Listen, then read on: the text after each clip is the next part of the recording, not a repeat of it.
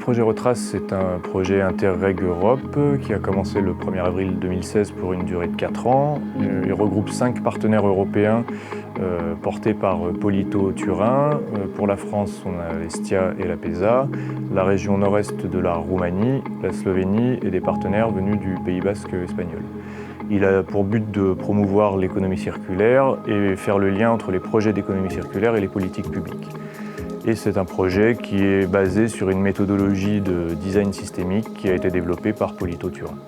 L'approche systémique, c'est un changement de paradigme culturel parce qu'on a besoin d'un changement de paradigme pour ne pas obtenir de déchets.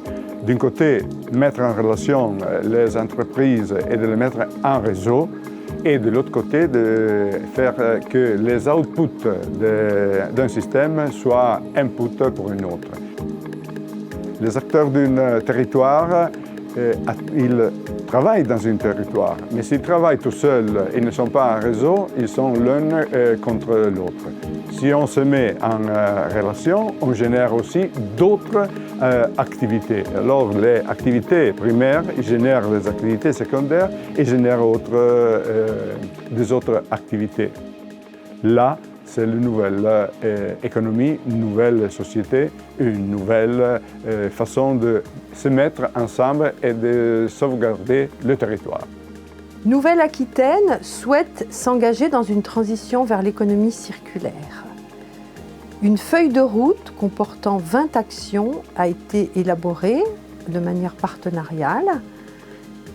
Elle est divisée en 4 axes. Un axe transversal qui comprend des politiques qui s'adressent à tous les secteurs industriels et à tous les piliers de l'économie circulaire. Un axe déchets et recyclage, un axe éco-conception et économie de la fonctionnalité et un axe écologie industrielle. Avec les réformes institutionnelles, les modes de coopération entre les acteurs se métamorphosent. Les schémas d'action et les politiques publiques sont à reconstruire. Le syndicat Habitat Herbiers est une collectivité publique qui s'occupe du traitement des déchets ménagers pour la partie ouest du département des Pyrénées-Atlantiques et qui s'est engagé qui a été labellisé territoire zéro gaspillage, zéro déchet par le ministère de l'écologie. Le territoire zéro gaspillage, zéro déchet est un idéal à atteindre où on commence par ne pas gaspiller, réduire et valoriser tout ce qui peut l'être. Notre programme en fait repose sur 4 piliers. La réduction des déchets d'abord, qui concerne tout le monde, les entreprises, les usagers, les collectivités. Ensuite, il y a la partie tri et maximisation des filières pour séparer bien les déchets, cette séparation qui va permettre en fait de pouvoir ensuite trouver des applications pour ces déchets dans l'industrie ou dans le bâtiment, dans la construction. Et enfin, le 4e pilier est comment on peut utiliser localement ces matériaux recyclés pour boucler la boucle.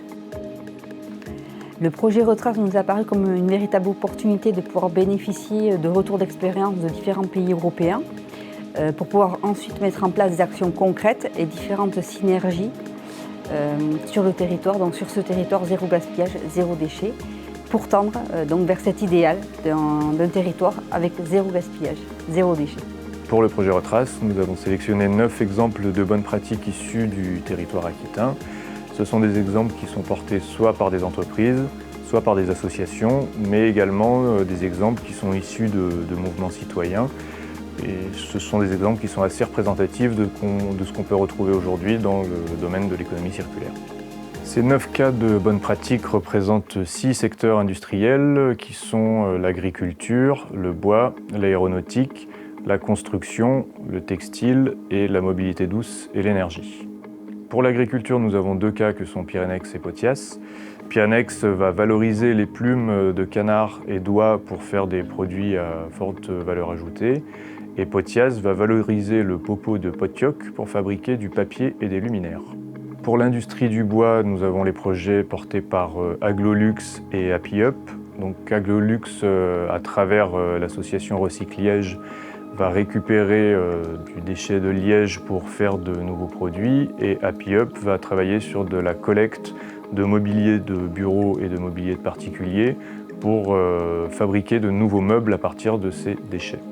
Pour le secteur aéronautique, en lien avec les technologies de l'information, nous avons l'exemple de l'entreprise Meta-IT. Meta-IT développe un ordinateur éco-conçu basé principalement sur de la récupération de rebuts issus de l'industrie aéronautique. Pour la construction et le domaine de l'isolation, nous avons Watteco qui a conçu sa propre ouate de cellulose à partir de la collecte de différents journaux provenant de différents acteurs du territoire et donc ont mis en place une usine de fabrication à énergie positive. Dans le domaine du textile, nous avons l'entreprise Le Relais qui collecte, trie, revend et recycle les vêtements usagés. Cela permet de donner de l'emploi et redonner de la formation à des personnes en difficulté sociale. Enfin, pour tout ce qui est énergie et mobilité, nous avons choisi les cas INR et Chirindola.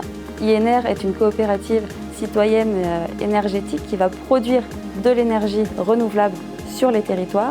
Et Chirindola, de son côté, est un atelier de réparation de vélos qui va promouvoir l'usage du vélo et bien entendu la réparation dans un contexte convivial.